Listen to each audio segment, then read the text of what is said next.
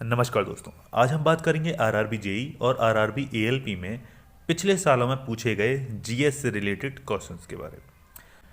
तो वीडियो को शुरू करते हैं, लेकिन शुरू करने से पहले मैं बता देना चाहता हूं कि इस वीडियो की पीडीएफ आपको हमारे टेलीग्राम ग्रुप पर मिल जाएगी और टेलीग्राम ग्रुप का लिंक डिस्क्रिप्शन में मौजूद है। अगर आप चाहें तो हमारे इंस्टाग्राम पेज को भी फॉलो कर सकते हैं। तो वीडियो को शुरू करने से पहले वीडियो को लाइक करें, चैनल को सब्सक्राइब करें और बेल आइकन दबाना ना भूलें, जिससे आपको अपडेट मिलती रहे नई वीडियो की। तो शुरू करते हैं। पहला सवाल, सिंधु घाटी सभ्यता के लोग पूजा करते थे। सिंधु घाटी सभ्यता के लोग किसकी पूजा करते थे? सिंधु घाटी सभ्यता के लोग पूजा करते थे पशुपति की। सिंधु घाटी सभ्यता के लोग पशुपति की पूजा करते थे। सिंधु घाटी से जुड़े हुए हम कुछ और बिंदुओं पर बात करते हैं। जैसे सिंधु घाटी सभ्यता को कांस्य युगीन सभ्यता भी बोला जाता है। इसी को हड़प्पन सिविलाइजेशन भी बोला जाता है। सन 1921 में दयाराम साहनी ने हड़प्पा की खोज की थी। जब हड़प्पा की खोज की थी, उसी वजह से इस सभ्यता का नाम हड़प्पा सभ्यता भी बन गया। राखलदास बनर्जी ने खोज की थी मोहनजोदारो की। हड़प्पा सिविलाइजेशन जो थी वो मात्र सत्तात्मक सिविलाइजेशन थी। इसमें भावचित्रात्मक लिपि का इस्तेमाल किया जाता था और ये लिपि राइट से लेफ्ट की तरफ जाती थी, मतलब दाएं से बाएं की तरफ चलती थी। हड़प्पा सिविलाइजेशन के लोग पुनर्जन्म में विश्वास रखते थे और इसके पतन का कारण जॉन अर्नेस्ट और माइक के द्वारा बाढ़ बताया गया है। सिंधु घाटी सभ्यता एक नगरीय सभ्यता थी। सिंधु घाटी सभ्यता के लोग 3 मुख वाले देवता पशुपति की पूजा करते थे। सिंधु घाटी सभ्यता में विशाल स्नानागार मोहनजोदड़ो में प्राप्त है। सिंधु घाटी सभ्यता में कुछ और भी चीज़ें, जैसे कालीबंगन साइड पे हमें मिट्टी की चूड़ियाँ मिली हैं, जुते हुए खेत मिले हैं, मिट्टी के खिलौने मिले हैं। अग्नि वेदिका हमें कालीबंगन से मिली है। ऊँट की हड्डी कालीबंगन से मिली थी। बेलनागार मोहर भी हमें कालीबंगन से मिली है। और मोहनजोदड़ो की बात करते हैं तो शव जलाने के जो हमें साक्ष्य मिलते हैं वो मोहनजोदड़ो से मिलते हैं। एक विशाल स्नानागार हमें जोदारो से मिलता है। नर्तकी की मूर्ति, एक डांसिंग गर्ल कांसे की बनी हुई, वो हमें यहाँ से मिलती है। कपालखंड मिलता है, मिट्टी के तराजू मिलते हैं और भी बहुत सारी चीज़ें हैं। इससे जुड़ी हुई बातें मैंने अपनी वीडियो में डाल रखी है और अगर आप चाहें तो वीडियो की लिंक डिस्क्रिप्शन में मिल जाएगी, आप उसे देख सकते हैं। 10 मिनट की वीडियो है, आप चाहेंगे तो और भी पार्ट उसके बना देंगे, लेकिन पहले जाके उस वीडियो को देखें, आपको बहुत ज़्यादा और सही जानकारी वहाँ से मिल जाएगी। चलते हैं अगले सवाल की ओर। प्रारंभिक भारतीय दार्शनिक के अनुसार प्रत्येक वस्तु मूल तत्व से बनी है। तो इसका आंसर हमें पता है, वो बनी है हमारे पंच तत्वों से। पंच तत्वों से हमारा शरीर बना है, इसमें बोला गया है और हम सभी जानते हैं कि पंच तत्वों से हमारा शरीर बना है। पंच तत्व या पंच महाभूत भारतीय दर्शन में सभी पदार्थों के मूल माने गए हैं। आकाश, वायु, अग्नि, जल तथा पृथ्वी, ये 5 महाभूत माने गए हैं जिनके सृष्टि से पदार्थ बने हैं, लेकिन इनसे बने पदार्थ जड़ होते हैं, उनमें जान नहीं होती। सजीव बनने के लिए इनको आत्मा चाहिए। आत्मा को वैदिक साहित्य में पुरुष कहा गया है। सांख्य दर्शन में प्रकृति इन्हीं पंचभूतों से बना माना गया है। तो ये थे इससे जुड़ी कुछ बातें। अगला सवाल, कठोपनिषद में नचिकेता नामक एक किशोर और देवता के बीच बातचीत दर्ज है। निम्नलिखित में से कौन सा देवता नचिकेता से बात कर रहा है? तो वो देवता है भगवान यम। आपने देखा होगा या आपको जानकारी होगी, कठोपनिषद में यम नचिकेता नाम से एक बातचीत दर्ज है जो कि काफ़ी फेमस भी है, जिसको हम यम नचिकेता के नाम से जानते हैं, जिसमें नचिकेता एक किशोर है और यम देवता यम है कठोपनिषद में। अब बात करते कठोपनिषद है तो और उपनिषद की हम बात कर लेते हैं। हमारे उपनिषद टोटल 108 उपनिषद हैं, जिनमें सत्यमेव जयते हमें मुंडकोपनिषद से मिलता है, कठोपनिषद से हमें यम नचिकेता संवाद मिलता है और जालोपनिषद से हमें 4 वर्णों के बारे में जानकारी मिलती है। अगर पूछा जाता है कि सबसे बड़ा उपनिषद कौन सा है, तो सबसे बड़ा उपनिषद है बृहत्कारोण्यपनिषद। बृहत्कारोण्यपनिषद ये सबसे बड़ा उपनिषद है। कठोपनिषद में नचिकेता एवं देवता यम के बीच संवाद दर्ज है। यह कृष्ण यजुर्वेद शाखा का उपनिषद है। इस उपनिषद के रचयिता कठ नामक आचार्य है, आचार्य कठ ने इसकी रचना की थी। ये संवाद यक्ष नचिकेता नाम से प्रसिद्ध है, या फिर यम नचिकेता नाम से प्रसिद्ध है। अगला सवाल, वास्तुकला में मुख्य रूप से चैत्य विहार, स्तूप और स्तंभ होते हैं। ये किस धर्म से रिलेट करते हैं? तो ये रिलेट करते हैं, सीधे सीधे बौद्ध धर्म से रिलेट करते हैं। तो इसका उत्तर है बौद्ध।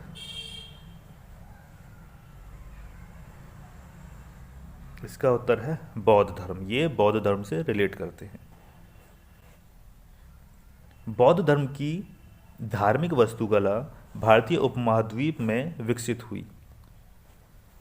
शुरुआती बौद्ध धर्म के धार्मिक वास्तुकला से निम्न प्रकार के ढांचे जुड़े हुए हैं: मठ, विहार, अवशेष स्तूप और मंदिर या प्रार्थना कक्ष को चैत्य बोला जाता है, एवं स्तंभ चैत्य बौद्ध पूजा स्थल है, जबकि विहार बौद्ध भिक्षुओं का निवास होता है। स्तूप के निर्माण का उद्देश्य गौतम बुद्ध के अवशेषों की पूजा व सुरक्षा थी।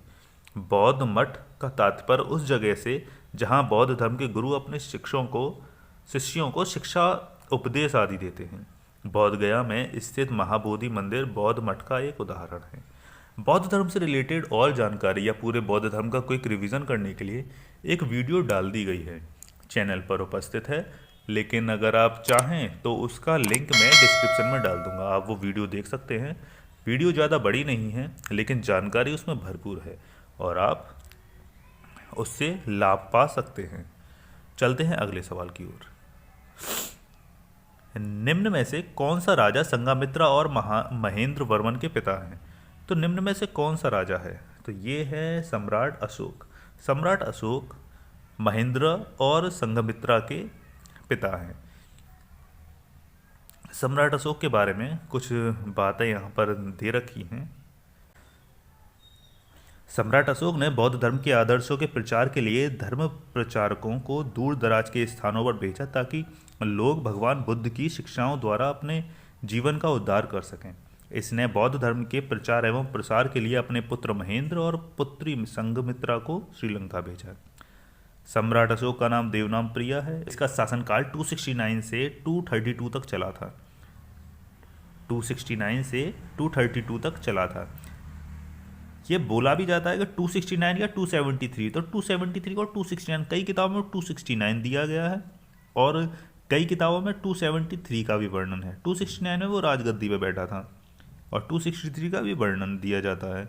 तो जहाँ पर 273 आएगा और 273 से उसका शासनकाल शुरू हुआ है, 269 है तो 269, दोनों में से कोई एक देगा, दोनों नहीं देगा कभी भी ऑप्शन में। तो 261 में BC में इसने कलिंग पर युद्ध किया था और जीता भी था। इसका और नाम प्रियदर्शी भी है, इसको देवनाम प्रिया भी बोला जाता है। अशोक की माता का नाम सुभद्रांगी था। इसने 14 शिलालेख जारी करवाए थे। यहूदी किस धर्म का पालन करते हैं? यहूदी पालन करते हैं यहूदी धर्म का। यहूदी धर्म का पालन करते हैं। यहूदियों का एकेश्वरवादी धर्म यहूदी धर्म है, जिसका मानना है कि ईश्वर की उपस्थिति का अनुभव मानव गतिविधियों और इतिहास द्वारा होता है तथा ईश्वर अपना संदेश पैगंबरों के माध्यम से प्रेषित करता है। यहूदी लोग अब्राहम, इसहाक, जेकब को अपना पितामह, मूसा को मुख्य पैगंबर मानते हैं। यहूदी धर्म इज़राइल और हिब्रू भाषियों का राजधर्म है। चलते हैं अगले सवाल पर। मेगास्थनीज भारत आने वाले सबसे शुरुआती खोजकर्ताओं में से एक था। उसका संबंध किस देश से था? तो हम सभी जानते हैं कि मेगास्थनीज आया कहाँ से था। मेगास्थनीज को सेल्यूकस निकेटर ने भेजा था। सेल्यूकस निकेटर यूनान का बादशाह था।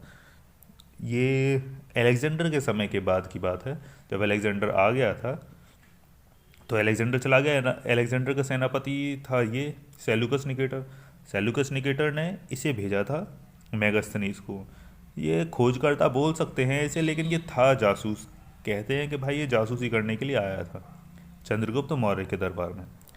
तो चलते हैं आगे। हाँ, तो यहाँ पर इसने पॉइंट दिया है कि यूनानी राजदूत मेगास्थनीज चंद्रगुप्त मौर्य के दरबार में यूनानी सम्राट सेल्यूकस निकेटर के राजदूत के रूप में भारत आया था। अब अगला सवाल। सम्राट अशोक ने अपने राज्यकाल के 12 वर्ष में एक विशेष अधिकारी की नियुक्ति की थी जो भूमि का सर्वेक्षण करता था तथा भू अभिलेखों का रखरखाव करता था और न्याय का पालन करता था। इन अधिकारियों को क्या कहा जाता था? इन अधिकारियों को कहा जाता था रज्जुक। जो एक तरह से पटवारी का काम करते थे उन्हें कहा जाता था रज्जुक।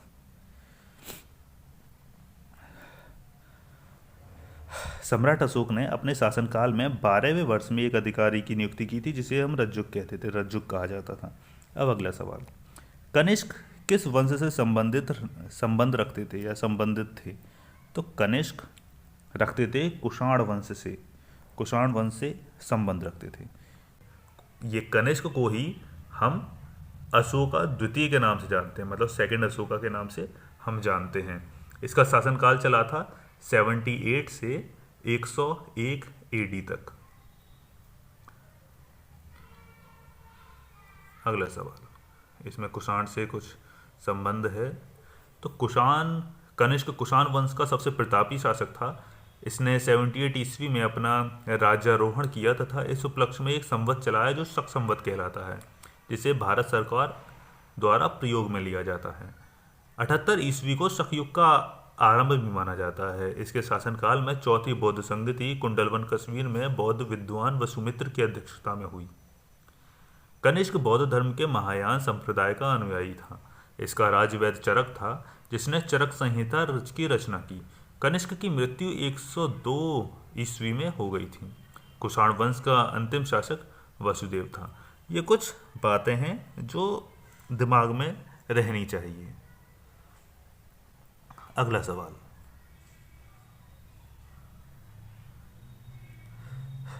कनिष्क किस वंश का सम्राट था? ये फिर से रिपीट कर दिया गया है आरआरबी ने।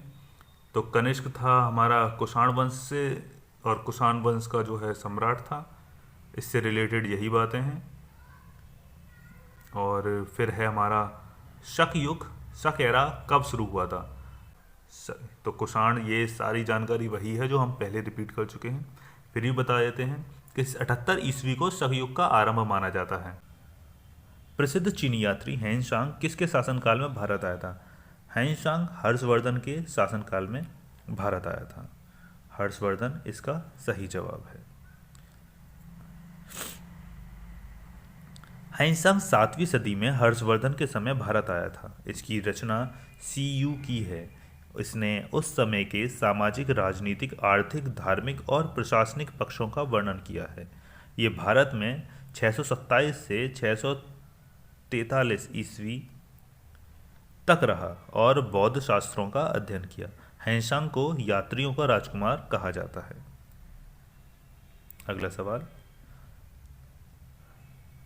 एक चीनी बौद्ध भिक्षु था जिसने नालंदा में बौद्ध शास्त्रों का अध्ययन किया और 627 से 643 ईस्वी तक भारत की 17 वर्ष की लंबी यात्रा के लिए प्रसिद्ध है। तो ये अभी अभी हम पढ़े हैं, हेनशांग है। हेनशांग यही था और हेनशांग से रिलेटेड वही बातें जो हम पहले से जानते हैं कि इसे यात्रियों का राजकुमार कहा जाता है। अगला सवाल, इनमें से कौन सा चीनी यात्री नालंदा आया और छात्र और शिक्षक दोनों के रूप में रहा? तो ये रहा था हमारा हेनशांग। हेनशांग रहा और इसके बारे में है हेनशांग चीनी यात्री जो कि हर्षवर्धन के समय में नालंदा आया था और जो छात्र और शिक्षक दोनों के रूप में रहा। 17 वर्ष तक ये भ्रमण करता रहा। 4वीं शताब्दी की शुरुआत में गुप्तों ने कहाँ पर एक छोटा सा साम्राज्य स्थापित कर लिया था? कहाँ कर लिया था? साम्राज्य स्थापित कर लिया था मगध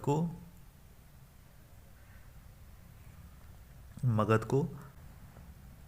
तो गुप्त वंश से रिलेटेड कुछ बातें हम जानते हैं। जैसे गुप्त वंश का जो संस्थापक था वो था श्रीगुप्त।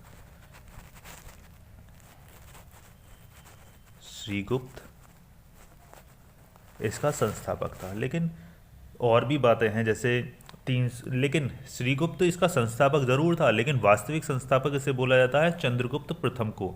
चंद्रगुप्त जो फर्स्ट था उसे हम वास्तविक जो रियल जो होता है कि हाँ ये संस्थापक है, वो हमारा चंद्रगुप्त प्रथम था। चंद्रगुप्त प्रथम के बाद आते हैं समुद्रगुप्त। और चंद्रगुप्त प्रथम ने गुप्त संवत शुरू जरूर किया था, जिसने महाराजा धीराज की उपाधि धारण की थी। उसके बाद आता है समुद्रगुप्त। समुद्रगुप्त को हम भारत का नेपोलियन कहा जाता है। इसने 21 राजाओं को हराया था। 9 उत्तर भारत के राजाओं को हराया था, 9 उत्तर भारत के राजा को हराया था और 12 दक्षिण भारत के राजाओं को हराया था। इसे भारत का नेपोलियन कहा जाता था। नेपोलियन किसने कहा था? विंसेंट स्मिथ ने इसे भारत का नेपोलियन कहा था। समुद्रगुप्त के बारे में और जानकारी ये है कि ये कवि प्रिय था, कविताएं इसे बहुत बढ़िया लगती थी, कविराज बोलते थे इसे। इसने वीणा बजाते हुए सिक्के जारी किए। इसके दरबारी कवि का नाम हरिशेण था। समुद्रगुप्त के बाद आता है रामागुप्त। रामागुप्त थोड़ा कमजोर शासक था, लेकिन हाँ, तो रामागुप्त से जुड़ी हुई एक छोटी सी बात है कि रामागुप्त कमजोर शासक था। इसकी बहुत सुंदर पत्नी थी जिसका नाम था ध्रुव देवी। तो ध्रुव देवी का जो था एक साइड लवर था रुद्र सिंह तृतीय। रुद्र सिंह थर्ड जो था ये एक तरफा प्यार करने वाला था।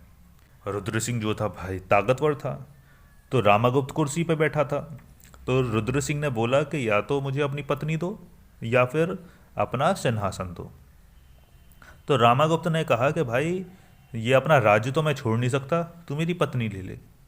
और ये बात जब पता चली रामागुप्त के छोटे भाई को, जिसका नाम चंद्रगुप्त द्वितीय है, तो वो भी भाई ध्रुव देवी की तरफ थोड़ा आकर्षित था। तो चंद्रगुप्त द्वितीय ने जो है पहले तो क्या रामागुप्त को मारा, कुर्सी पे बैठा, और फिर जो है रुद्र सिंह को मारा। और रुद्र सिंह को मारने के बाद ध्रुव देवी से जो है शादी कर ली।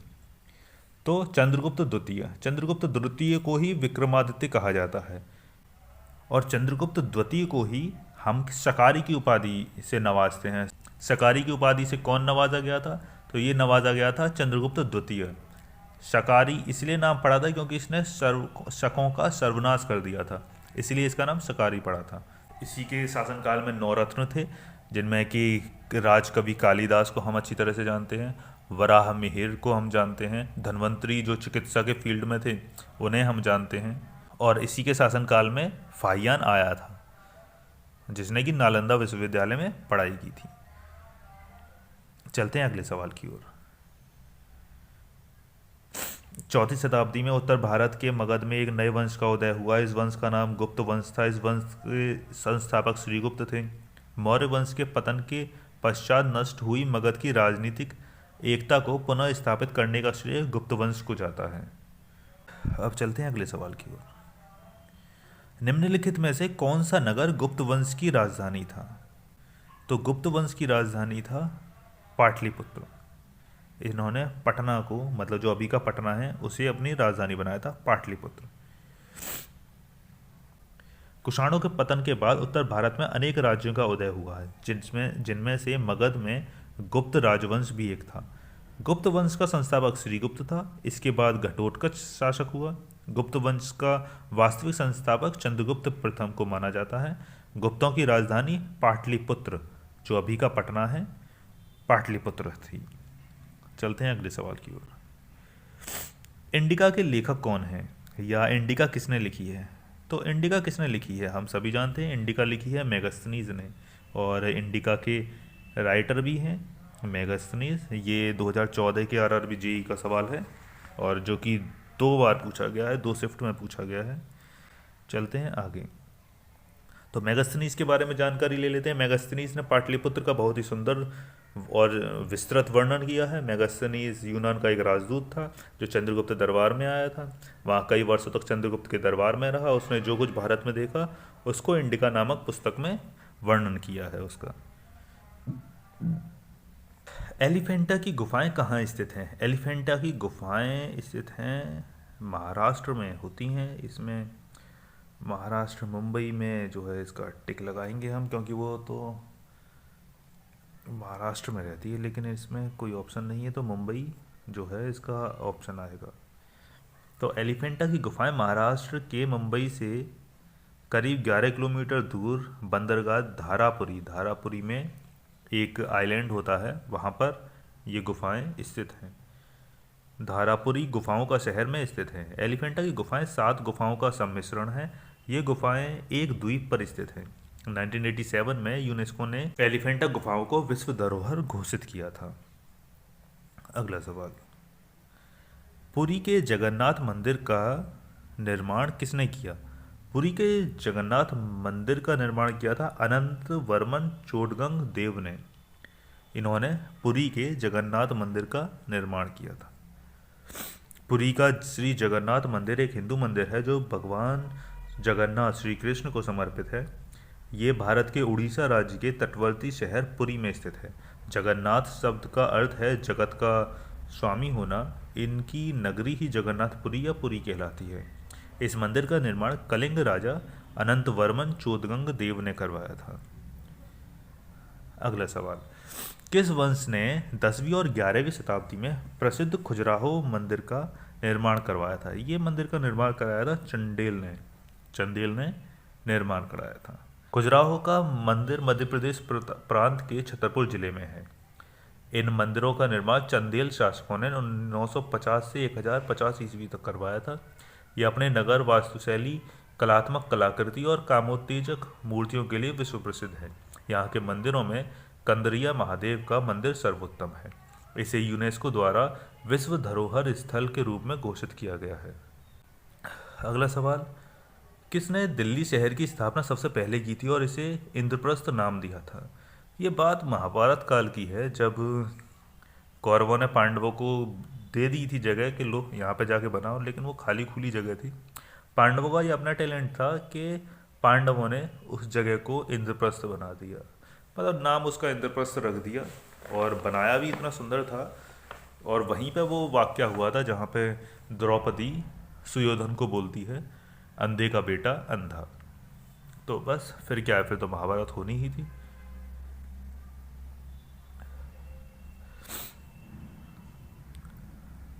तो आधिकारिक तौर पर राष्ट्रीय राजधानी क्षेत्र नई दिल्ली भारत का एक केंद्र शासित प्रदेश व महानगर है। राष्ट्रीय राजधानी होने के नाते केंद्र सरकार की तीनों इकाइयां कार्यपालिका, संसद एवं न्यायपालिका के मुख्यालय नई दिल्ली में स्थापित हैं।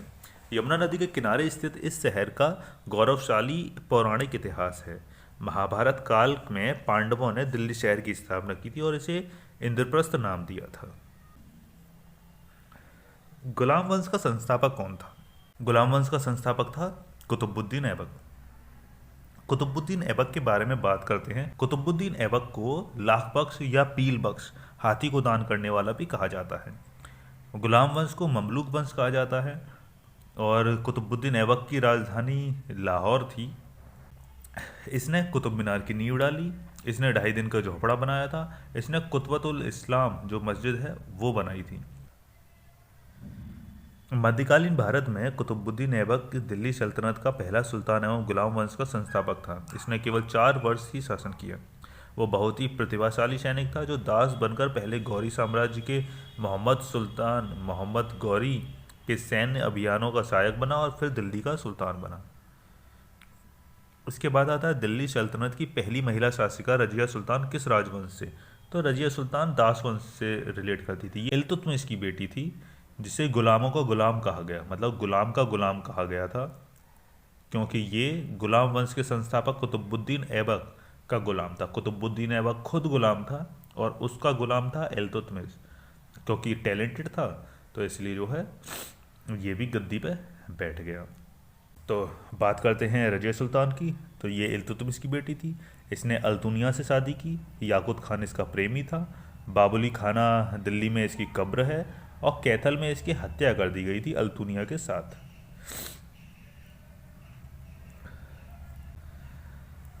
रजिया सुल्तान इल्तुतमिश की बेटी थी। ये 1236 से 1240 तक शासन किया था। इसने पहली मुस्लिम शासिका थी। पर्दा प्रथा को त्याग कर पुरुषों की तरह इसने कोट, कूबा और कुलाहा टोपी पहनकर राजदरबार में आने लगी थी। शासिका बनने पर उसने उद्दत उल निशा की उपाधि धारण की थी।